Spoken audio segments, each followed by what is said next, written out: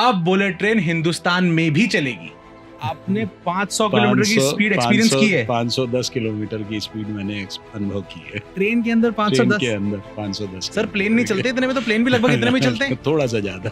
0.1% interest rate पे ये government of Japan ने गवर्नमेंट ऑफ इंडिया को लोन दिया है। 0.1%। मैं बड़े कॉन्फिडेंस से कह सकता हूँ कि ये देश का अब तक का सबसे ज़्यादा वैल्यू का इंफ्रास्ट्रक्चर प्रोजेक्ट है।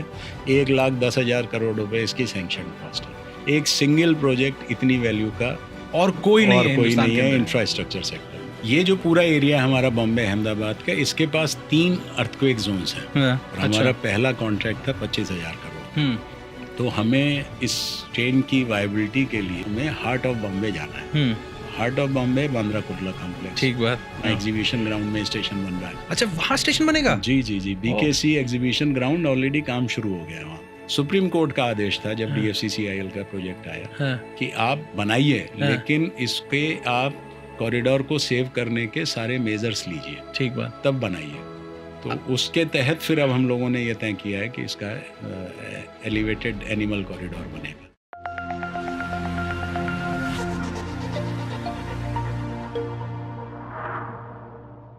और अभी हमें 508 किलोमीटर और मतलब बचा हुआ रास्ता और 508 में मतलब टनल है कुछ, वो भी एक बड़ा सर एक टनल का मैं पढ़ रहा था, बहुत अच्छा, बहुत अच्छी स्टोरी है कि एक टनल अंडर सी भी जा रही है क्या? जी। अंडर सी टनलिंग अंडर सी पहली बार कंट्री के अंदर होगी अंडर सी टनलिंग। सर अंडर सी टनलिंग कैसे की जाती है सर? पहले तो आपको सवाल करना चाहिए था कि अंडर सी गए क्यों। सर मैं पहले आपसे पूछ रहा हूँ अंडर सी गए क्यों सर? अंडर सी इसलिए गए क्योंकि ये प्रोजेक्ट में महाराष्ट्र एरिया में कि हम लोगों को एनवायरनमेंट का बहुत ज़्यादा ध्यान रखना पड़ता है। और ये एक ऐसा यूनिक प्रोजेक्ट है जो 3 वाइल्ड लाइफ सेंचुरीज क्रॉस कर रहा है। 3। हाँ। संजय गांधी नेशनल पार्क, हाँ। थुंगरेश्वर नेशनल पार्क, ठीक बात, और फ्लेमिंगो सेंचुरी। हाँ। पता नहीं आप बॉम्बे से हो, आपको पता होगा। संजय गांधी तो पता है सर। तो फ्लेमिंगो सेंचुरी भी है और रिजर्व्ड एरिया है वो।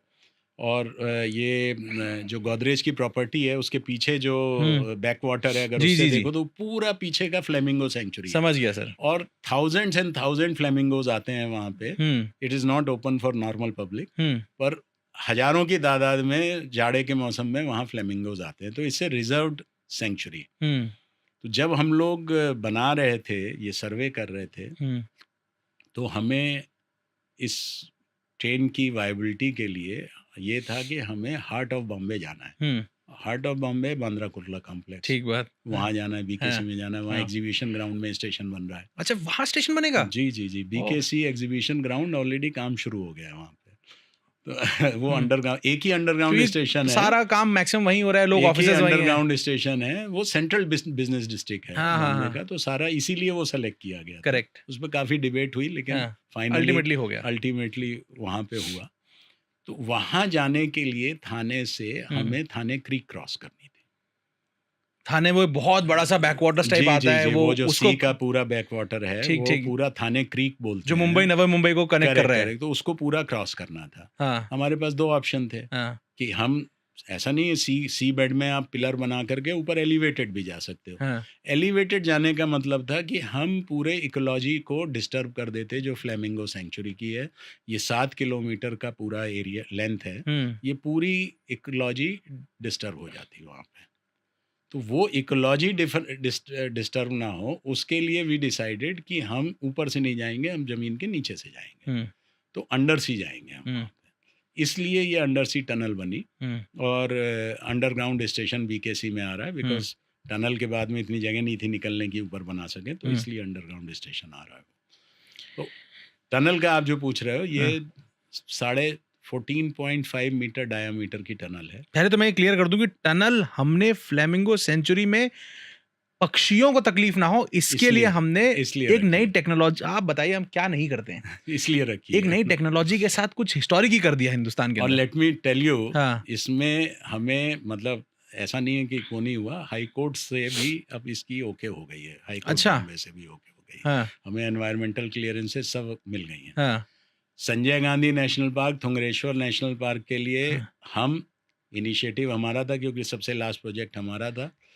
और DFCCIL मिलकर के हम लोग एक पूरा एनिमल कॉरिडोर दे रहे हैं बना करके, ताकि संजय गांधी नेशनल पार्क से थुंगरेश्वर एनिमल्स जो माइग्रेट करते हैं वो बगैर ट्रैक को क्रॉस किए वो ऊपर से उनके लिए अलग से एक ग्रीन एलिवेटेड कॉरिडोर बनेगा, वो क्रॉस कर जाए।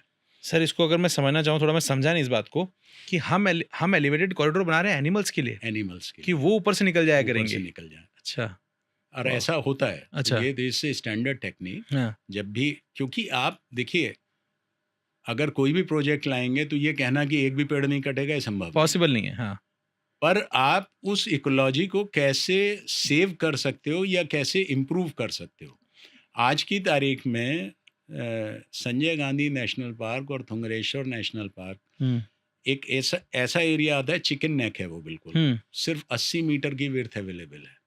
अच्छा, उनमें दोनों वाइल्ड लाइफ सेंचुरीज के बीच में, नेशनल पार्क के बीच में सिर्फ एक एरिया ऐसा था जो 80 मीटर की, अदरवाइज इधर संजय गांधी का जोन है, फॉरेस्ट जोन, इधर थुंगरेश्वर का फॉरेस्ट जोन है। अब इस 80 मीटर में एग्जिस्टिंग इंडियन रेलवे है, DFCCIL है, एक रोड है, और उसी में हमारा बुलेट ट्रेन का कॉरिडोर भी आएगा। तो कैसे आएगा सर? तो ये बड़ा डिस्कशन हुआ और इसमें काफ़ी सारी NGOs भी इन्वॉल्व हुई। महाराष्ट्र सरकार का उस समय हमें बहुत सहयोग मिला। ये 2017-18 की बात बता रहा हूँ मैं। तो ये हुआ कि भाई ये तो ऑलरेडी डिस्टर्ब्ड है कॉरिडोर, क्योंकि अभी DFCCIL और इंडियन रेलवेज और रोड, ये तीनों चीज़ सरफेस पे हैं, तो जानवर कैसे क्रॉस करेगा? उसको ट्रैक क्रॉस करके जाना पड़ेगा। तो फिर इस पर काफ़ी डेलिब्रेशन हुआ। जब हमारे प्रोजेक्ट की बात आई तो ये तय हुआ कि हम लोग जो है वो हमारा तो एलिवेटेड ही था, तो ये हुआ कि हम जो ऑलरेडी सरफेस पे उसको तो एलिवेटेड बना देंगे। एक एनिमल जो है, एनिमल कॉरिडोर अच्छा चौड़ा 80-100 मीटर का पूरा बनाएंगे और उस पर पूरा मट्टी डाल के पेड़ पौधे, जंगल वाला एनवायरनमेंट क्रिएट कर दिया जाएगा। ठीक। और चूंकि हम एलिवेटेड हैं तो उसके नीचे से हम निकाल देंगे। बुलेट ट्रेन ऊपर होगी और एनिमल कॉरिडोर नीचे होगा। तो ये बड़ा सक्सेसफुल टेक्निक है, करेक्ट, बनाए जाते हैं। और ये सुप्रीम कोर्ट का आदेश था जब DFCCIL का प्रोजेक्ट आया कि आप बनाइए, लेकिन इसके आप कॉरिडोर को सेव करने के सारे मेजर्स लीजिए, ठीक बात, तब बनाइए। तो उसके तहत फिर अब हम लोगों ने ये तय किया है कि इसका एलिवेटेड एनिमल कॉरिडोर बनेगा। अब चलते हैं सर कि आपने समंदर के नीचे टनल बनाई कैसे, वो कितना बड़ा? वो अब बनेगी, ऑलरेडी टेंडर अवार्ड हो गया उसका। एक मशीन होती है टनल बोरिंग मशीन, करेक्ट। तो टनल बोरिंग मशीन वर्ल्ड में ही 2-3 कंपनियां हैं जो बनाती हैं। जर्मनी की कंपनी है, हैनर कनेक्ट, वो है, चाइना में एक है, एक US में है। तो ये बनाती है 14.5 मीटर डायामीटर। अगर आप इसको फुट की टर्म्स में या स्टोरीज की टर्म्स में समझें तो 4.5 से 5 मंजिला बिल्डिंग आप समझ लें टनल। वो टनल बोरिंग मशीन से बनाया जाएगा। और इसमें टनल बोरिंग मशीन को हमें वर्टिकल शाफ्ट करके, क्योंकि टनल बोरिंग मशीन तो जहाँ बोरिंग होनी है वहाँ पे लगेगी ना, ठीक बात, तो वर्टिकल शाफ्ट बनाएंगे। तो 3 वर्टिकल शाफ्ट बन रहे हैं इसमें, और 3 टनल बोरिंग मशीन अरेंज की जा रही हैं। तो एक वर्टिकल शाफ्ट बन रहा है, बॉम्बे के जो लोग वाकिफ हैं, गोदरेज की प्रॉपर्टी है विक्रोली में, करेक्ट। तो गोदरेज की प्रॉपर्टी में ही वो लैंड हम लोगों ने एक्वायर करी है, वो भी हो गई है। तो उसमें वर्टिकल शाफ्ट बन रहा है। जो शाफ्ट का साइज़ होता है वो करीब 30-40 मीटर साइज़ होता है, 40 बाई 40 मीटर इस टाइप का होता है। उसको वर्टिकल बोरिंग करके जिस लेवल पे हमें हॉरिजॉन्टल टनल बनानी है उस लेवल तक हम वर्टिकल बोरिंग करेंगे। फिर part by part tunnel boring machine का हम उतारेंगे नीचे, और नीचे असेंबल करके, और फिर वो हॉरिजॉन्टल ड्रिलिंग करके आगे जाएगी। बहुत डिफिकल्ट है सर ये तो। Yes, it is difficult. Is it the most challenging part of this entire? Yes, this is time taking और चैलेंजिंग, दोनों है। और इसमें ये भी ध्यान रखना है क्योंकि ऊपर सी वाटर है, तो सीपेज नहीं होनी चाहिए बिल्कुल भी, करेक्ट। और एक और स्टडी हुई, क्योंकि इसमें एनवायरमेंटलिस्ट को ये कंसर्न था कि ठीक है साहब आप नीचे से जा रहे हैं, लेकिन जब टनल बोरिंग मशीन चलेगी या बुलेट ट्रेन चलेगी तो उससे वाइब्रेशंस पैदा होंगे। तो ये जो फ्लेमिंगो जो होता है, ये जो मड होती है, ऊपर मड होती है ना, मड में जो कीड़े मकोड़े और मछलियाँ आती हैं उसको खाता है। तो उन्होंने कहा कि मड कवर डिस्टर्ब हो जाएगा वाइब्रेशन से। तो इसकी पूरी एक स्टडी कराई गई। हम लोगों ने वो स्टडी सबमिट करी कि TBM के ये वाइब्रेशंस होंगे तो उससे मड जो कवर है वो डिस्टर्ब नहीं होगा, तब वो हमें क्लियरेंस मिली इस पे। और मैं सोचता था कि ये बन क्यों नहीं रहा, वो बन क्यों नहीं रहा। सर एक चीज़ बनाने के पीछे कितनी स्टडीज़ लग जाती हैं सर। कितनी स्टडीज़ लगती कितना है। कुछ ध्यान रखना पड़ता है कि Yes, इंसान को तकलीफ ना हो, जानवर को तकलीफ ना हो, पक्षी को तकलीफ ना हो। Yes. But the Beautiful, good sir. part is कि everything is done, all clearances और किसी को are in तकलीफ place. नहीं हुई है। और किसी को तकलीफ नहीं। बहुत ही बढ़िया सर। सर अब आते हैं हम सबसे इम्पोर्टेंट सेगमेंट की तरफ। ये सेगमेंट को हम कहते हैं जेके सुपर अचीवर्स मोमेंट। इस सेगमेंट में जो मेरा सवाल है सर आपसे वो ये है कि ऐसा कोई दिन जिस दिन आप लोगों ने एक बहुत ही अनबिलीवेबल, मुश्किल, नामुमकिन सा टास्क अचीव किया हो और करने के बाद तकरीबन सारी टीम इमोशनल थी कि यार ये मजा आ गया करके, ऐसा कुछ बताइए सर। देखिए ऐसे मोमेंट तो बहुत सारे हैं, लेकिन सबसे इम्पोर्टेंट या इमोशनल, हार्ट टचिंग, अचीवमेंट वाली फीलिंग जो आई, हम लोगों को कोई भी प्रोजेक्ट है अल्टीमेटली जब ग्राउंड पे काम शुरू होता है तभी फील्ड टीम को और पूरी टीम को एक सेटिस्फेक्शन आता है। Correct. अब ग्राउंड पे काम शुरू करने के लिए आपको टेंडर करना है, जब तक कॉन्ट्रैक्ट नहीं अवार्ड होगा एजेंसी ग्राउंड पे नहीं जाएगी। तो ये एक बड़ा इम्पॉर्टेंट फेज होता है किसी भी प्रोजेक्ट का। तो हमने पहली बार कंट्री के अंदर एक ये बड़ा लैंडमार्क डिसीजन लिया था और बहुत बड़ा रिस्क था। हमने एक सिंगल वैल्यू टेंडर की 25,000 करोड़ थी। इतना बड़ा टेंडर किसी को नहीं मिलता। 25,000 करोड़ का टेंडर कंट्री में पहली बार हुआ था। किसी को मिला ही नहीं आज तक 25,000 करोड़ का टेंडर। हुआ ही नहीं। NHAI वगैरह या और ऑर्गेनाइजेशन DFC ने भी किया तो उनकी जो वैल्यूज थी वो 3,500-4 हजार करोड़ मैक्सिमम। या MTHL का जो सी लिंक वाला है वो शायद 9 या 10 हजार करोड़ का था। इस वैल्यू का इसमें सूरत से लेके बड़ौदा तक का बीच का वायाडक्ट प्लस 4 स्टेशन, ये हमने तय किया था कि एक सिंगल एजेंसी के लिए एक टेंडर हम रखेंगे 25,000 करोड़ का। कौन सी एजेंसी है सर वो? L&T को मिला ये काम। अच्छा। तो 25,000 करोड़ का ये टेंडर हमने किया। और मुझे अचीवर मोमेंट आपने जब पूछा, अभी डेट याद है, 28 अक्टूबर 2020। इस दिन हमने इसका लेटर ऑफ अवार्ड इशू किया। और इसमें सबसे बड़ा सेटिस्फेक्शन ये था कि हमने ये टेंडर 23 सितंबर 2020 को खोला था। टेंडर में 2 बिड थी, टेक्निकल बिड और फाइनेंशियल बिड। पूरी टीम को मैंने टारगेट दिया था और मेरा कमिटमेंट था VC नीति आयोग से कि उनसे मैंने कमिट किया था कि हम 31 अक्टूबर तक आपको पहला कॉन्ट्रैक्ट अवार्ड करके दे देंगे। और हमारा पहला कॉन्ट्रैक्ट था 25,000 करोड़ का। 23 सितंबर को ये खुला 2020 को। पूरी टीम दिन रात लगी रही, इंक्लूडिंग जैपनीज कंसल्टेंट थे इसमें। 2 बार हमें जायका जो फंडिंग एजेंसी थी उससे हमें कंकरेंस लेनी थी, टेक्निकल की और फाइनेंशियल की। नॉर्मली 3-4 हजार करोड़ के टेंडर फाइनलाइज होने में भी कम से कम 9 महीने से 12 महीने लगते हैं। और हमने ये टेंडर कितने टाइम में? हमने 35 डेज में टेंडर खोल करके अवार्ड किया। So this was the biggest moment because that was the starting point कि अब काम शुरू हो रहा है। सर अब बात करते हैं इस बारे में कि जिस दिन से bullet train will be running, क्या रहेगा सर वो पूरा प्रोसेस? सेफ्टी के बारे में, किस तरह की एनर्जी कंज्यूम होगी, किस तरह कितना समय लगेगा, हमारा क्या विजन है बुलेट ट्रेन जिस दिन हम ग्राउंड पे उतार देंगे उस दिन से? देखिए अभी जब प्रोजेक्ट कंसीव हुआ था और जो वर्तमान स्थिति है उसमें काफ़ी अंतर आ गया।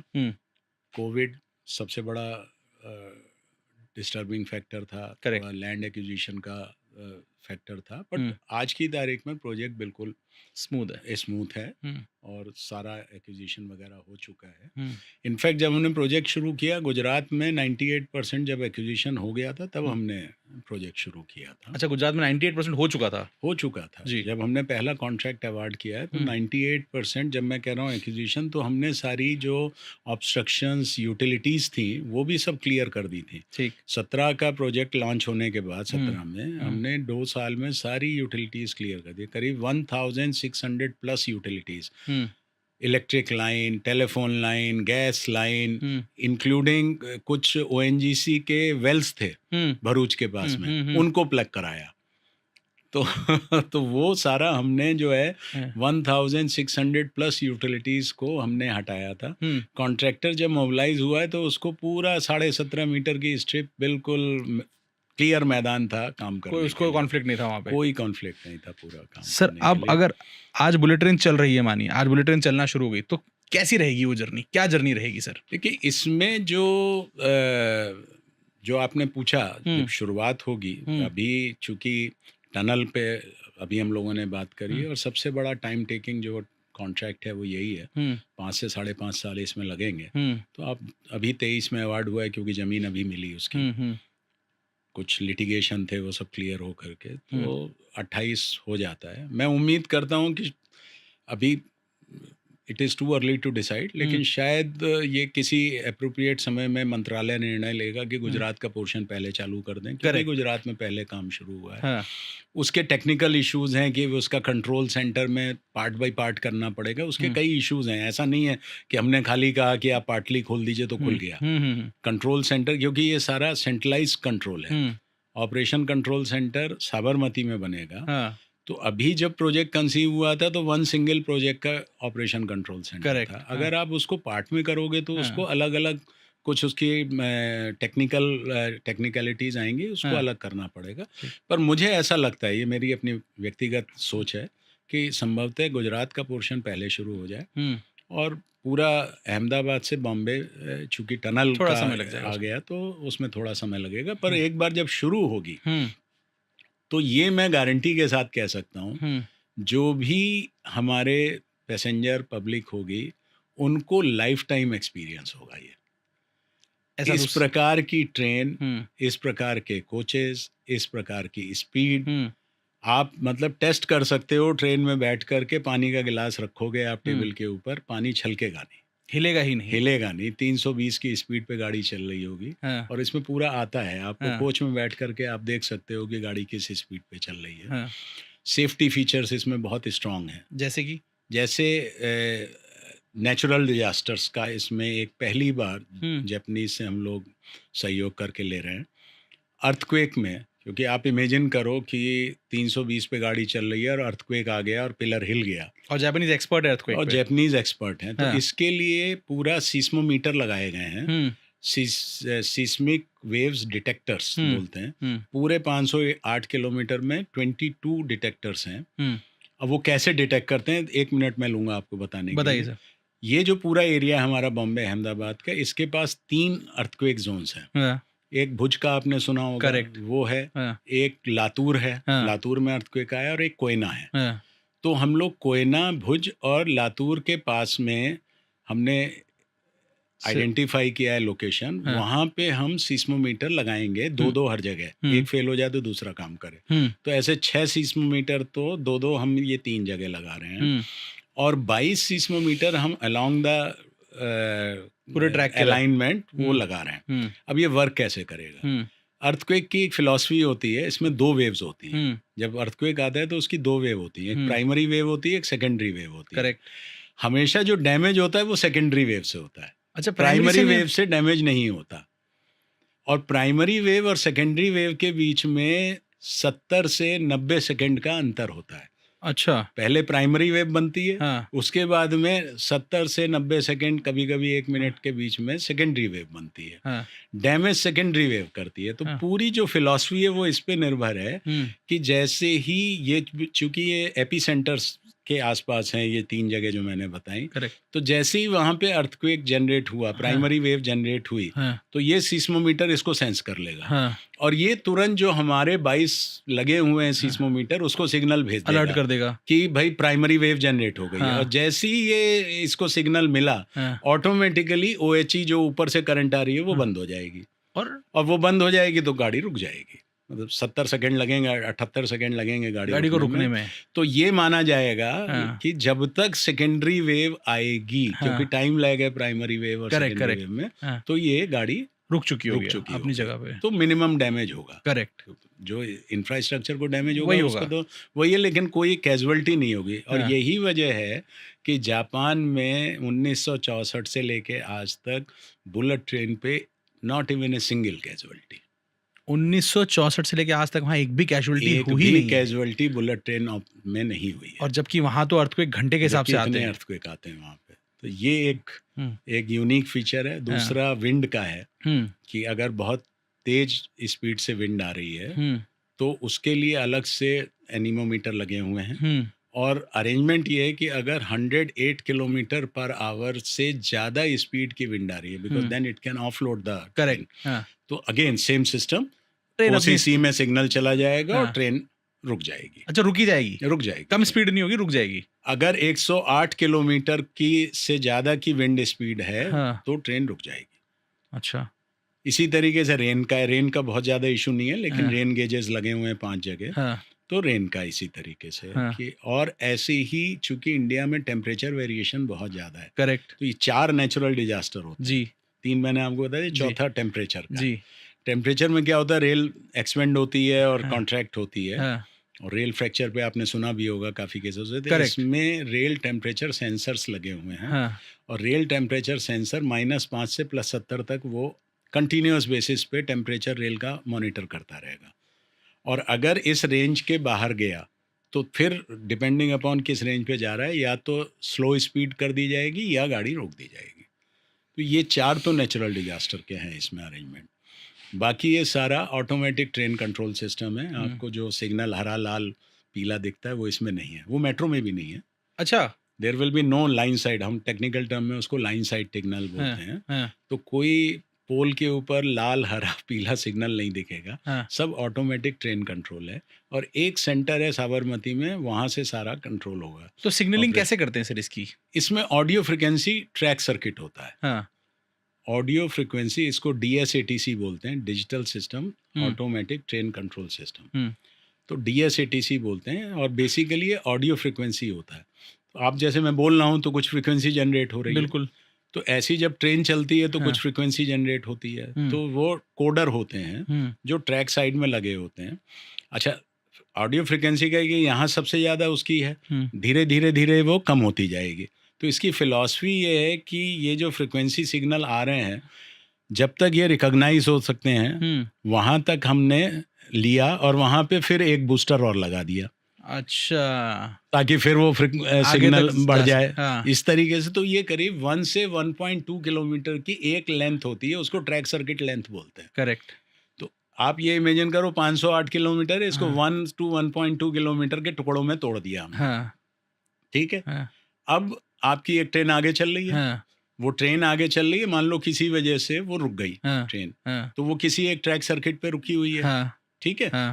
अब जब ये रुकी हुई है तो इससे वो ऑडियो फ्रिक्वेंसी कैप्चर करेगा कोडर, पीछे के ट्रैक सर्किट्स में भेजेगा, जो पीछे इसके ट्रेन है उसको पता पड़ जाएगा, उसकी ट्रेन में जो है कॉइल लगी हुई है वो इस सिग्नल को कैच करेगा। और ये सॉफ्टवेयर में डेवलप्ड है कि भाई 2 ट्रेन के बीच में 2 किलोमीटर का डिस्टेंस होना चाहिए, 3 किलोमीटर का होना चाहिए। ठीक है। मजे की बात ये है इस पूरे सिस्टम में कि अगर ये ट्रेन यहाँ खड़ी है और 2.5 किलोमीटर का गैप होना चाहिए, 2.5 या 3 किलोमीटर का रखते हैं क्योंकि इसका ब्रेकिंग डिस्टेंस जो है वो 3 किलोमीटर है। करेक्ट। 3 किलोमीटर पीछे का जो ट्रैक सर्किट है उसमें ये सिग्नल कैप्चर होकर के आ जाएगा कि 3 किलोमीटर आगे ट्रेन खड़ी है, तो पीछे वाली ट्रेन इस ट्रैक सर्किट पे रुकनी है। ठीक है। अब ये ड्राइवर कंट्रोल नहीं है, ये ऑटोमेटिक कंट्रोल है, और ये ऑटोमेटिक ब्रेकिंग हो जाएगी, गाड़ी रुक जाएगी वहां पे। ऑटोमेटिक ट्रेन कंट्रोल में और इसमें ये डिफरेंस है, ड्राइवर होता है करेक्ट, लेकिन वो सिस्टम ऑटोमेटिकली ब्रेकिंग कर देगा और जहाँ पे उसको रुकनी है ट्रेन को वहाँ पे रुक जाएगी। ड्राइवर इसलिए कि कभी सिस्टम फेल हो जाए? नहीं, ड्राइवर इसलिए है कि जब वो स्पीड कम होती है और स्टेशन पे रुकना होता है, तब वो आई थिंक 120 या 150 के नीचे जब आती है तो वो मैनुअल कंट्रोल पे चला जाता है, ताकि वो स्टेशन पे प्लेटफॉर्म पे डेजिनेटेड प्लेस पे रोक सके ट्रेन। समझ गया सर। सर एक सवाल मेरे जहन में जो उठा है वो आपसे पूछना चाहूंगा कि आपने बताया कि इसका ब्रेकिंग डिस्टेंस 3 किलोमीटर का है, मतलब 3 किलोमीटर पहले ब्रेक लगाएंगे, थोड़ा ज्यादा है, ब्रेक लगाना शुरू करेंगे तो 3 किलोमीटर तक रोकेंगे आप एक सही तरीके से, एक ताकि कंफर्टेबल तरीके से। ये इमरजेंसी ब्रेकिंग डिस्टेंस है।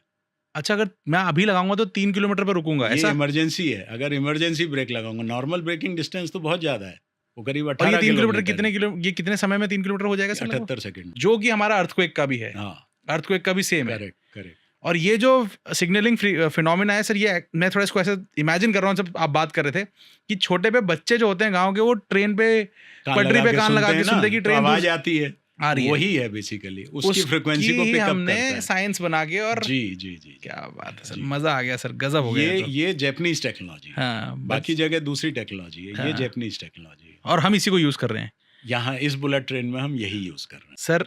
हमारा और जापान का जो रिश्ता इस ट्रेन पे लेके रहा है, उसके बारे में कुछ बताएं सर। क्या रहा, हमने जापान से क्या सीखा, जापान ने हमसे कुछ सीखा, कैसा रहा सर? जापान से हमने बहुत कुछ सीखा, स्टार्टिंग फ्रॉम प्लानिंग। जिस तरीके की जापानीज प्लानिंग करते हैं, बिल्कुल माइन्यूट प्लानिंग। मैं आपको बताऊं, ये जो 25,000 करोड़ का मैंने अभी बात करी, टेंडर किया, आप इमेजिन नहीं कर सकते इसकी पूरा, क्योंकि टेक्निकल डिजाइन सारा जापानीज का था। इवन कॉन्ट्रैक्टर्स सरप्राइज थे कि इतना ज़्यादा डिटेल आप लोग कैसे दे सके। करीब 30,000 ड्राइंग हमने कॉन्ट्रैक्टर्स के लिए इसमें लगा के दी थी। 30,000 ड्राइंग, 30,000 ड्राइंग करी।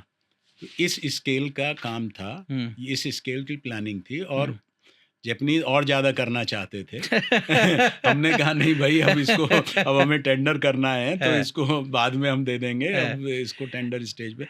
बहुत मेटिकुलस प्लानिंग करते। मीटिंग NHSRCL में जापानीज के रहने से, और वो हम लोगों में सब में ये हो गया, मीटिंग आपकी 2 मिनट पहले शुरू होगी, 2 मिनट बाद में नहीं शुरू हो सकती। अच्छा, ये उनका कल्चर है। 11 बजे की मीटिंग है, जापानीज का बड़ा स्ट्रॉन्ग कल्चर है और बड़ा हायरार्की वाला कल्चर है उनका। लगता है बहुत ही हायरार्की और फॉर्मल, वो हम लोगों ने सीखा। अगर 11 बजे मीटिंग है तो उनका जूनियर मोस्ट बंदा मीटिंग में 10:30 बजे आके बैठ जाएगा, और जो सीनियर मोस्ट बंदा है उस मीटिंग को एड्रेस करना है, वो भी 5 मिनट पहले मीटिंग रूम में आ जाएगा। और हमारे यहाँ जाने देते हैं। तो ये हमने उनसे सीखा, मेटिकुलस प्लानिंग, प्रेजेंटेशन। आप, आई एम सरप्राइज, और कुछ हमने कोशिश करी अपने यहाँ इन चीज़ों को फॉलो करने की। डॉक्यूमेंटेशन सिस्टम, आप हमारे यहाँ तो अनफॉर्चुनेटली आज आप कुछ डॉक्यूमेंट बनाओ, 6 महीने बाद बड़ा एक गोते लगा के रिकॉर्ड में मिल जाए तो मिल जाए। जापानीज 10 साल पुराना आपको निकाल के दे देगा 2 मिनट के अंदर कि ये आपने तब ये बात कही थी और ये देखिए ये रहा डॉक्यूमेंट। तो अब हमने कोशिश करी है और काफ़ी हद तक कामयाब हुए उसमें। करेक्ट, डॉक्यूमेंटेशन में सारा हमने इलेक्ट्रॉनिकली कर दिया वहाँ पे। तो ये कुछ चीज़ें थी जो हमने सीखी उनसे। सर ये पूछना चाहूँगा आपसे कि जापानीज इस प्रोजेक्ट पे बहुत कुछ लेके आए, इस प्रोजेक्ट से वो लेके गए क्या सर?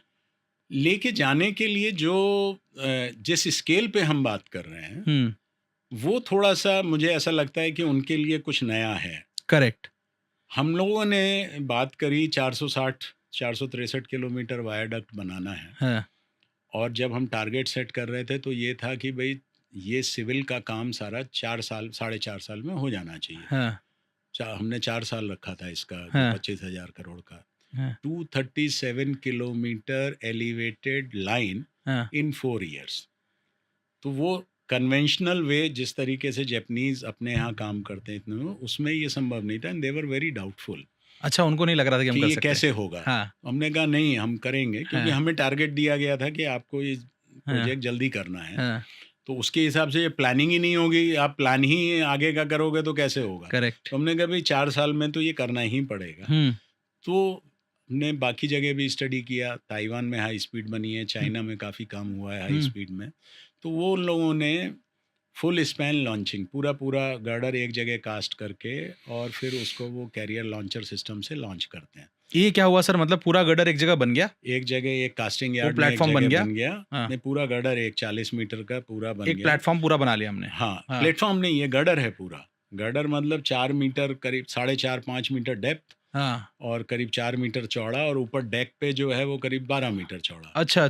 इसकी अकेले की एक 40 मीटर गर्डर की करीब 1100 टन वजन है। तो इसको एक जगह हमने कास्टिंग यार्ड में कास्ट कर दिया। ठीक। अब कास्ट करके इसको हम उठा के लेके आएंगे, और जो हमारा अलाइनमेंट के बगल में हम कास्टिंग यार्ड बनाते हैं, अलाइनमेंट पे ला करके 2 पिलर के बीच में रखेंगे। इसके ऊपर कैरियर रखा हुआ है और उसके आगे लॉन्चर है। करेक्ट। तो कैरियर जो है वो टायर है, शायद 64 टायर्स हैं कैरियर में, क्योंकि 1100 टन लाना भी है। उसके ऊपर ये गर्डर रखा जाता है। करेक्ट। और ये गर्डर उसको लेकर के जो ऑलरेडी इरेक्टेड गर्डर है उसके ऊपर मूव करता है। तो आप ऐसे इमेजिन करो कि 1 किलोमीटर सपोज गर्डर रखे गए हैं। हमारा वायर्ड जो बेस डिपो है वो 1 किलोमीटर पीछे है। इस पे से हम लाए गर्डर, रखा कैरियर लॉन्चर पे, कैरियर पे लॉन्चर ऑलरेडी आगे गया हुआ है और उस स्पैन पे खड़ा है जहाँ पे कि अभी गर्डर रखा जाएगा। अब ये कैरियर जो है इसको लेके जा रहा है 1 किलोमीटर तक, ये सेल्फ प्रोपेल्ड है, खुद चल के जाएगा, खुद से पहुंच जाएगा, मोटर लगी हुई है उस पर चल के जाएगा। 1 किलोमीटर आगे जो लास्ट स्पैन है वहाँ ये खड़ा हो जाएगा। अब लॉन्चर जो है वो इस पे से फिर उठाएगा गर्डर को और आगे वाला जो खाली स्पेस है उसमें रख देगा। तो इस तरीके से एक एक गर्डर रखते जाते हैं, आगे चलते चले जाते हैं। ठीक। तो हमने कहा हम ये टेक्निक का यूज करेंगे। So this was something new for Japanese. वो क्या करते थे सर? वो सेगमेंट बाय सेगमेंट बनाते हैं। अच्छा। एक जैसे मेट्रोज में हो रहा है, मेट्रो में आपने देखा होगा सेगमेंट बनाते हैं 3-3 मीटर के, फिर उसको स्टिच करते हैं, आपस में जोड़ते हैं। हम लोग वो भी कर रहे हैं, लेकिन हमारा प्राइमरी जो है कंस्ट्रक्शन ये फुल स्पैन लॉन्चिंग। करेक्ट। अब इसके लिए जो इलेबोरेट अरेंजमेंट डिपो में होता है, जो कास्टिंग यार्ड जिसको बोलते हैं, मुझे बताया गया, मैं तो रिटायर हो गया था, तो मुझे बताया गया कि अभी प्राइम मिनिस्टर टू जापान के एडवाइजर आए हुए थे, तो ही वाज सरप्राइज्ड कि ऐसे भी काम होता है। तो उन्होंने पूछा अपने लोगों से कि हम लोग ऐसे क्यों नहीं करते हैं जैसे ये कर रहे हैं, क्योंकि एक 60 किलोमीटर का वायडक्ट इतनी जल्दी बना देना, सही बात। आप अगर स्केल से एज्यूम करो दोनों टेक्नोलॉजी में, दिल्ली मेट्रो 1998 में शुरू हुई थी, अभी 25 साल होने को आ रहे हैं, और करीब 350-350 किलोमीटर का नेटवर्क है टोटल। ये हम लोग 5 साल में 463 किलोमीटर का नेटवर्क बनाने की बात कर रहे हैं। So you can understand the difference. तो जो अभी तक की टेक्निक थी जो इंडिया में यूज हो रही थी, सेगमेंटल कास्टिंग बोलते हैं, 3-3 मीटर के सेगमेंट बनाना, उसमें एक हफ्ते में 1 से 2 गर्डर तैयार हो पाता है मैक्सिमम। इसमें हम लोग एक दिन में 2 से 2.5 गर्डर कर रहे हैं। सो ये स्पीड का अंतर है, ये जापानीज देख के। हाँ, और ये इसका एक और एलिमेंट बताऊंगा, ये मशीन इंडिया में नहीं बनती थी। अच्छा। तो I must congratulate and admire L&T. उन्होंने इसको चैलेंज लिया और इंडिजिनसली उनकी जो मैकेनिकल विंग है उसने इसको कुछ मशीन बाहर से लेके आए और अपनी यहाँ भी लॉन्चर, कैरियर एंड लॉन्चर पूरा सिस्टम यहाँ पे इंडिया में उन्होंने डेवलप किया। अच्छा, उन्होंने खुद का, हमने फिर से बनाया है, खुद का डेवलप किया है। तो ये एक मेक इन इंडिया का बहुत अच्छा एग्जाम्पल है। इसमें जापानीज हमसे हमारी ग्रिड तो सीख के गए कि हमें ये तो है कि तो ये हमने किया है। ये काफी अच्छा काम हुआ है कैरियर लॉन्चर का। सर हमारे पास अभी हिंदुस्तान में एक भी ट्रेन सेट है बुलेट का जो हम टेस्ट, एक भी नहीं है अभी तक? धीरे धीरे आएंगे। अभी हमने कुछ ट्रेन सेट हम मंगा रहे हैं। टोटल प्रोजेक्ट के बिगनिंग में 24 सेट्स आने हैं। ये चूंकि इसकी कोई भी टेक्नोलॉजी अभी कंट्री के पास नहीं है, पर्टिकुलरली जो शेल बनता है, जो बॉडी होती है, करेक्ट, बॉडी एल्युमिनियम बॉडी है। इंडिया में एल्युमिनियम मिलती है, लेकिन ये डबल स्किन शेल है। डबल स्किन शेल का मतलब है कि 2 स्किन है और 50 mm का 2 इंच का दोनों में गैप है। वो इसलिए कि air is the best noise absorber. Correct. तो आपने 2 स्किन लगा दी और बीच में ये एयर इंसुलेशन है इसका। तो ये डबल स्किन शेल है, ये इंडिया में नहीं बनता। अच्छा अच्छा। प्लस ये पूरा का पूरा जो पूरा शेल है ये अंदर से प्रेशराइज्ड होगा। तो ये मतलब पूरा लीक प्रूफ है, इससे कोई भी एयर लीक नहीं हो सकती, कुछ नहीं है। पूरा का पूरा इनक्लोज शेल होता है। उसको इसलिए रखते हैं प्रेशराइज, क्योंकि इतनी स्पीड पे अगर आप चल रहे हो तो आपने एयरक्राफ्ट में भी ट्रेवल किया होगा, तो जब वो उड़ता है तो कान में दिक्कत होती है। और पर्टिकुलरली ये इफेक्ट जो है, अगर टनल के अंदर से ट्रेन जा रही है इस स्पीड पे तो बढ़ जाता है। तो उसको कम करने के लिए ये पूरी प्रेशराइज्ड बॉडी है अंदर से। और कोच के अंदर का जो प्रेशर है वो करीब एटमॉस्फेरिक प्रेशर से थोड़ा सा ज़्यादा रखते हैं, ताकि आपको कान में प्रेशर महसूस ना हो। तो ये इसका रोलिंग है। तीसरा इसमें एक बहुत अच्छा फीचर है, वो सिर्फ जापानीज रोलिंग ट्रेन सेट्स में है, लर्च कंट्रोल का। जब आप कर्व में जाते हो तो कर्व में आपको झटका लगता है, बिल्कुल। तो इन्होंने लर्च कंट्रोल डिवाइस लगाई हुई है, सीट के नीचे सेंसर है। वो उतना ही आपको नहीं, उसको मैं आपको समझाता हूँ। वो सेंसर है, तो जब वो कर्व पहुंचने वाला होगा, जैसे ही ट्रेन सेट थोड़ा सा फील करेगा, तो ये सेंसर सिग्नल एक्चुएट करेगा। और नीचे कोच के नीचे सिलेंडर लगा हुआ है। तो आप ये मान के चलो कि अगर ट्रेन को ऐसे बाहर भागना है, तो आपको झटका तब लगेगा जब ट्रेन की बॉडी बाहर भागेगी। करेक्ट, हाँ। तो वो बाहर भागने से पहले सिलेंडर इसको पुल कर लेता, खींच लेगा अपनी तरफ, पीछे खींच लेगा, तो आपको पता ही नहीं चलेगा कि करवाया कि नहीं आया। तो ये लर्ज कंट्रोल अरेंजमेंट और ये ऑटोमेटिक है इसमें, ये सिर्फ जापानीज ट्रेन सेट्स में। अब हमारे यहाँ या सर रोलिंग स्टॉक आप बता रहे थे, रोलिंग पूरा एज इट इज आएगा। हाँ। जो लेटेस्ट टेक्नोलॉजी इस समय मैगलेव को अगर अलग कर दें, जो लेटेस्ट टेक्नोलॉजी है जापान में भी इस समय 320 किलोमीटर पर आवर की मैक्सिमम स्पीड है, E5 उनकी सीरीज है, वही हमारे यहाँ आएगी। सर टेक्निकल जेके सुपर अचीवर्स मूवमेंट आपसे पूछना चाहूँगा, ऐसा जो टेक्निकल था कि ये टेक्निकली ये काम ऑलमोस्ट इम्पॉसिबल लग रहा था, नहीं हो पाता, हमने वो जो करा वो ऐसा कुछ अगर आपसे पूछना चाहूँ? वो मैं आपको इसमें एक एग्जाम्पल देना चाहूँगा। मैंने थोड़ी देर पहले बताया था कि हमें कुछ जगह इंडियन रेलवेज के साथ में क्लब करना था। करेक्ट। तो बड़ौदा हमारे लिए बहुत बड़ा चैलेंज बन गया था। सारा अलाइनमेंट जापानीज ने डिज़ाइन किया। हाँ। और बड़ौदा में क्या था, अगर थोड़ा सा आइडिया हो, बड़ौदा में टोटल 7 प्लेटफॉर्म है, 1 से 6 तक ऐसे हैं सीरीज में, और 7वां थोड़ा अलग है। तो हमारा जो अलाइनमेंट आ रहा था वो 6 नंबर की तरफ आ रहा था, और पूरा हमें यार्ड क्रॉस करके और फिर इस तरफ आना था, दूसरी तरफ पूरा यार्ड क्रॉस करके। और ये ऐसा कुछ बन रहा था कि इसके अलावा और कोई अलाइनमेंट पॉसिबल नहीं है। 6 नंबर प्लेटफॉर्म पे आओ पहले, वहां से पूरा 6 प्लेटफॉर्म क्रॉस करो, करेक्ट, यार्ड पूरा क्रॉस करो, और फिर दूसरी तरफ आओ, क्योंकि बाकी लैंड अहमदाबाद की तरफ, वो दूसरी तरफ। हाँ। तो इसमें 220 मीटर का एक सिंगल गर्डर आ रहा था। हाँ। 220 मीटर स्पैन का, क्योंकि नीचे तो इंडियन रेलवे के ट्रैक हैं। हाँ। आप उसमें सपोर्ट नहीं रख सकते। हाँ। 220 मीटर का मेन स्पैन था, सेकेंडरी स्पैन अप्रोच वाला एक 120 मीटर का था और एक 100 मीटर का था। अब इसका डिजाइन और launching it was a big challenge for both, हमारे लिए तो था ही, जापानीज के लिए भी बहुत, क्योंकि एवरेज गर्डर में कहते 40-50 मीटर का होता है नॉर्मली। हम लोगों ने वैसे 130 मीटर तक के गर्डर इस प्रोजेक्ट पे यूज कर रहे हैं। करेक्ट। हाईवे की क्रॉसिंग में हम लोग यूज कर रहे हैं। पर 220 मीटर का गर्डर जब जापानीज ने उसका डिजाइन किया, तो आप उसकी डेप्थ एज्यूम नहीं कर सकते। 50 मीटर डेप्थ आ रही थी। 50 मीटर की डेप्थ आ रही थी एक गर्डर की। मतलब इमेजिन अगर सिडनी का आपने जो सिडनी हार्बर ब्रिज देखा हो, तो उससे भी बड़ा, उससे भी बड़े डेप्थ की। अब ये सवाल आया कि इसकी लॉन्चिंग कैसे करेंगे। तो जब चेक किया तो वो एयरपोर्ट रिस्ट्रिक्शन जोन में आ गया, उसके फ्लाइंग जोन में आ गया, वो उसकी परमिशन नहीं मिले। तो हम लोग, एक एफर्ट तो ये चल ही रहा था, Japanese came up with their own solutions and they came up with a solution कि हम ऐसे ऐसे करेंगे, पूरे गर्डर को ऐसे हॉरिजॉन्टली करेंगे, फिर एक हिंज पे रोटेट करके करेंगे। ये करीब 1.5 साल तक हम लोगों का टेक्निकल डिस्कशन चलता रहा।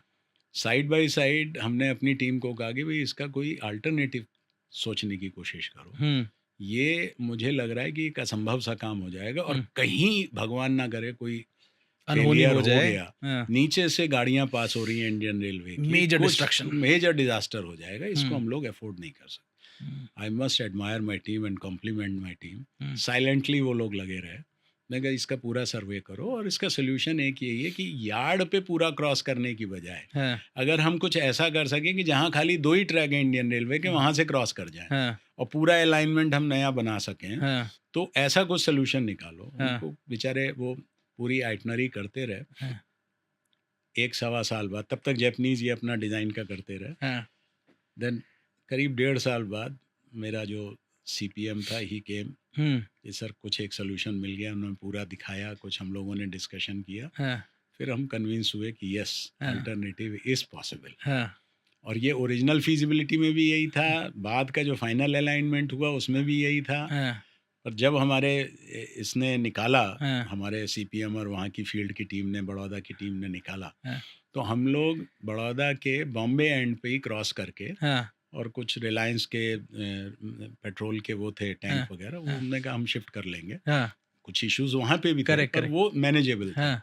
वो पूरा निकाला, और 2019 में फिर हमने एक ये प्रेजेंटेशन किया। तब तक जापानीज पूरे उनके इतना डिफिकल्ट था कि वो ये कह रहे थे कि हमारे ही कॉन्ट्रैक्टर आके ये काम कर सकते हैं, विच आई एग्रीड। भाई इतना बड़ा काम हमारे यहाँ लोगों को अनुभव नहीं है। तो उनकी कॉन्ट्रैक्टिंग एजेंसी भी आ गई थी, उन्होंने भी पूरा सर्वे कर लिया था। फिर जब एक दिन हम लोगों की फिजिकल मीटिंग हो रही थी 2019 में, तो मैंने कहा कि we also have a alternative. तो मैंने अपने सीपीएम को कहा कि भाई अब पूरा प्रेजेंट करिए। तो it was a big surprise. पूरा देखा, हमने कहा पूरा देख लिया, हम आपको ये पूरे डेटा सबमिट कर देते हैं, आप लोग देख लो। करीब 1 महीने उन्होंने लगाया, कहते हैं हाँ। एंड देन वो भी मान गए होंगे सर, वो भी सेड कि ये चीज हमारे दिमाग में क्यों नहीं आई। ये है दैट वाज समथिंग जिसको कि हम लोगों ने, इतनी डिफिकल्ट थी, which मुझे भी लग रहा था कि बहुत मुश्किल होगा। करेक्ट। उसको हम लोगों ने टेक्निकली एक दूसरे तरीके से, मजा आ गया होगा सर उस दिन। मजा आ गया। That was the big achievement. JK super achievers moment. ये है जेके सुपर अचीवर्स मोमेंट। बहुत ही बढ़िया सर। सर मैं आपका एक इंटरव्यू देख रहा था रिसर्च करते हुए, तो मैंने देखा कि आप कहीं बता रहे थे कि इसका तकरीबन किराया जो होगा वो 1.5 times first class of a normal train, राजधानी का फर्स्ट क्लास पकड़ लेता हूँ, हाँ, उससे 1.5 टाइम्स होगा। सर इतना पैसा है हम लोगों के पास कि हम दिन भर 35 बार ऊपर नीचे करेंगे, इतना किराया दे देंगे, ये होता है सर? देखिए, मेरे खुद का अपने अनुभव है, जब मैं फील्ड में जाता था और इंटरेक्ट करता था, इस ट्रेन को आप अहमदाबाद से बॉम्बे के लिए अकेले ना माने। Anand, Bilimora, Bharuch, Vapi, correct. Can you imagine, जो बॉम्बे से वापी के लिए शताब्दी चलती है, फुल चलती है। हाँ। क्योंकि सारा इंडस्ट्रियल एक्टिविटी वो वापी में है। बिल्कुल। बीच में एक बोईसर स्टेशन आता है, छोटी बड़ी मिलाकर के 1000 से ज़्यादा इंडस्ट्रियल यूनिट है बोईसर में, पालघर डिस्ट्रिक्ट में, जो कि अभी लोगों को पता ही नहीं है इसके बारे में। तो जब ये बुलेट ट्रेन चलेगी, मेरा अपना व्यक्तिगत लोगों से जब बातचीत हुई, बिलीमोरा बहुत छोटा स्टेशन है, बिलीमोरा के लोग इतने खुश थे कि साहब हम तो सुबह बैठेंगे और बॉम्बे में अपना बिजनेस करके शाम को वापस आ जाएंगे। And time is money. Time is money. आज आप कैसे करते हो कि साहब हमें रात में ट्रेन पकड़नी पड़ती है, हाँ, या हम दिन में जाते हैं, फिर वहाँ होटल लेते हैं, हाँ, अगले दिन क्योंकि शाम तक पहुँच पाते हैं, फिर होटल लेते हैं, हाँ, तो आप खाली किराया मत कंपेयर करिए, हाँ, आप कंपेयर करिए कि उसका टैक्सी का खर्चा, उसका होटल का खर्चा, और उसका जो काम वो 1.5 घंटे में कर, बिलीमोरा से 1.5 घंटा लगेगा, जो वो 1.5 घंटे में कर ले रहा है, अदरवाइज उसको 6 से 7 घंटे लगते हैं। तो 4.5 घंटे का जो उसका मनी है, टाइम इज मनी, करेक्ट, वो तो वो देने को तैयार है ना, आराम से, बिल्कुल सही, आराम से देगा वो। हाँ। एक जो किराए का क्राइटेरिया हमारा है, बिकॉज हमेशा बुलेट ट्रेन जो है वो एयर फेयर से कंपेयर की जाती है। तो जब हमने 1.5 गुने की बात कही, तो उस समय दिमाग में यह है कि हमारा किराया, ऑफ कोर्स व्यक्तिगत तौर पे मैं फ्लेक्सी फेयर के खिलाफ हूँ, ठीक है, मुझे वो पसंद नहीं आता। हाँ। मुझे लगता है कि आप कस्टमर्स को, अपने ग्राहक को आप जो है वो उसकी मजबूरी का फायदा उठा रहे हो, वो गलत है। हाँ। ऐसा मेरी फीलिंग व्यक्तिगत। हाँ। तो मेरा मानना है कि फ्लेक्सी फेयर नहीं होना चाहिए, जो नॉर्मल फेयर है एयर का, हाँ, उससे अगर आप देखोगे तो एसी का 1.5 गुना का फेयर वो उससे थोड़ा सा कम आएगा, एयर फेयर से थोड़ा सा कम आएगा।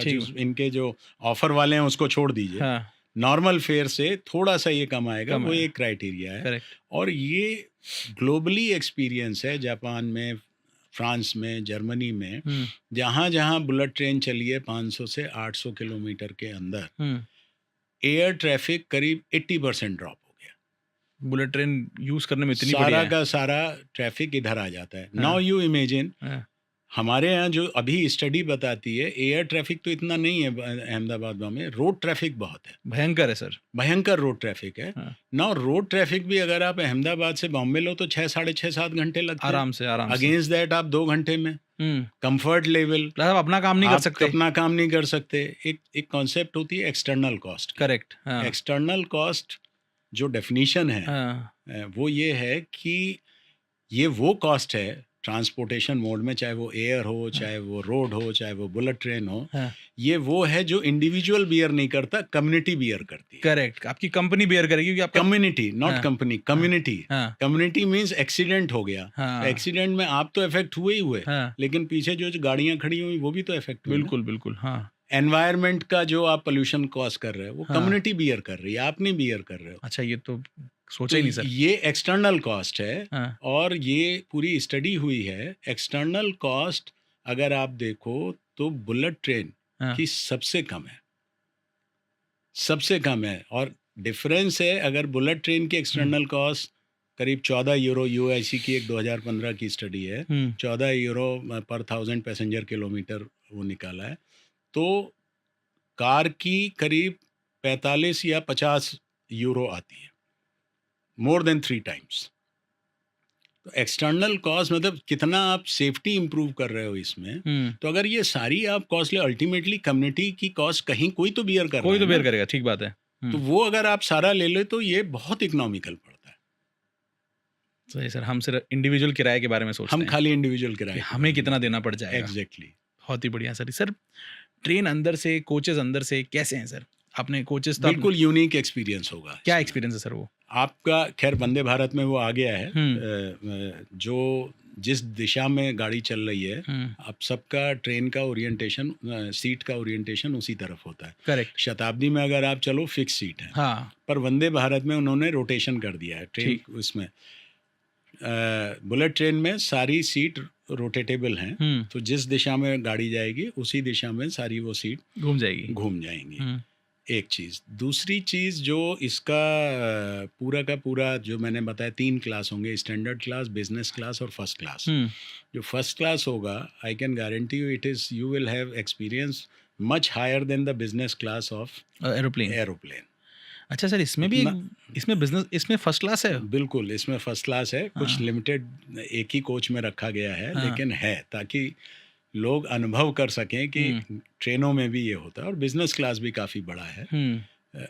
टॉयलेट हर कोच में नहीं होंगे, 3 या 4 कोच छोड़ करके टॉयलेट दिया गया है, पर वो टॉयलेट बिल्कुल ऑटोमेटिक अरेंजमेंट, उसमें सीट हीटेड पूरा। प्लस इसमें एक और चीज़ मैं बताऊं, नॉर्मल ट्रेन में डिस्चार्ज ट्रैक पे होता है। हाँ। इसमें डिस्चार्ज ट्रैक अलग से होगा। जैसे एयरक्राफ्ट में अरेंजमेंट है, होल्डिंग कैपेसिटी। अब तो शायद ये नॉर्मल ट्रेन्स में भी चेंज हो रहा है। बायोडिग्रेडेबल बायो टॉयलेट्स लगाए गए हैं। बायो टॉयलेट्स का मतलब है कि जो उसका केमिकल एक्शन होता है एक्सक्रीटा का, वो कंट्रोल हो जाता है, पानी फिर भी नीचे गिरता है। अच्छा। पर इन ट्रेनों में, बुलेट ट्रेन जैसे एयरक्राफ्ट में उसी में होल्डिंग होती है, ऐसी इसमें भी होल्डिंग होगी। तो it will be a totally different experience. Wow sir, मेरे मस्तिष्क ने, मेरे दिमाग ने बहुत समय से इतनी नॉलेज, इतनी एक्साइटमेंट, इतनी ब्रिलियंस प्रोसेस नहीं करी है। मैंने बहुत प्रोजेक्ट्स के बारे में सुना है, इस डिटेल में, इतनी गहराई में और इतना कुछ हो रहा हो नहीं सुना है। खूबसूरत पॉइंटर्स क्या है, जापानीज और हमारा रिलेशनशिप कैसा है, हम क्या बना रहे हैं, आगे कहाँ जाने वाले हैं, मज़ा आ गया है। मैं अपने तहे दिल से और जेके सीमेंट की तरफ से जितना भी शुक्रिया अदा करूं सर का, आज कम ही पड़ेगा, लेकिन मैं फिर भी एक कोशिश कर रहा हूं। सर बहुत बहुत शुक्रिया आपका, बहुत बहुत धन्यवाद ये पॉडकास्ट करने के लिए। आपका उससे ज़्यादा धन्यवाद ऐसी चीज़ हिंदुस्तान में लाने के लिए। आपको बहुत बहुत बधाई कि आप हमें उस मैप पे लेके जा रहे हैं जहाँ पे जाके हमले बहुत ही गर्व महसूस होगा। बहुत बहुत शुक्रिया सर, जेके सुपर पॉडकास्ट की तरफ से आपके लिए बहुत बहुत शुक्रिया। My pleasure.